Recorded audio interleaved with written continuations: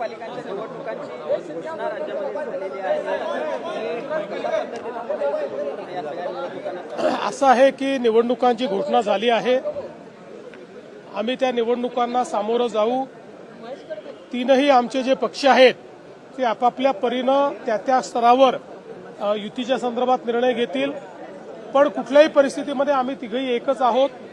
कुठे युती झाली नाही तरी आमची पोस्टपोल युती होईल।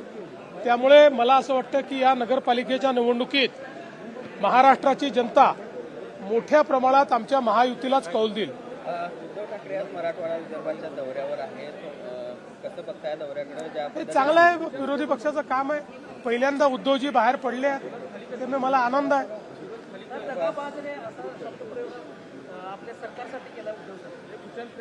उद्धव ठाकरे टोमणे मारण्याच्या पलीकडे काहीच करू शकत नाही।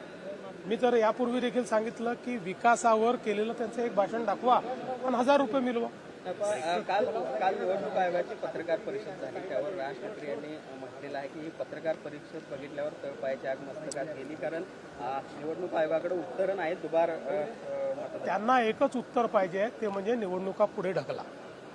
त्यांना दुसरं कुठलंही उत्तर अपेक्षित नाही आणि सुप्रीम कोर्टाच्या आदेशामुळे निवडणुका पुढे जाऊ शकत नाही। त्याच्यामुळे त्यांना अपेक्षित उत्तर मिळू शकत नाही। हा केवळ निवडणुकीवर डोळा ठेवून राजकीय दौरा आहे आणि त्यांच्या दौरा तुम्हाला माहिती आहे। मुख्यमंत्री असताना कधी शेतकऱ्याच्या बांधावर गेले नाही, मुख्यमंत्री असताना कधी त्या ठिकाणी विधिमंडळात आले नाही, मुख्यमंत्री असताना मंत्रालयाचा दरवाजा कधी बघितला नाही, 2-2.5 दिवस आले। आणि त्यामुळं आता हा राजकीय दौरा आहे आणि या दौऱ्यामध्ये आता ते मोदीजीवर, माननीय देवेंद्रजीवर टीका करत सुटलेले आहे। पण त्यांनी कधी पॅकेजचा अभ्यास केला नाही, कधी कागद वाचला नाही। त्यांना पूरग्रस्तामध्ये कुठल्या कुठल्या कॅटेगरी येतात हे सुद्धा उद्धव ठाकरेंना माहिती नाही। घराचं नुकसान झालं तर काय, जनावरांचं नुकसान झालं तर काय, त्यांना शेतकऱ्याबद्दलची कुठलीही माहिती नाही। त्यांना शेतकऱ्याच्या नुकसान भरपाईबद्दल फार त्या ठिकाणी अभ्यास नाही।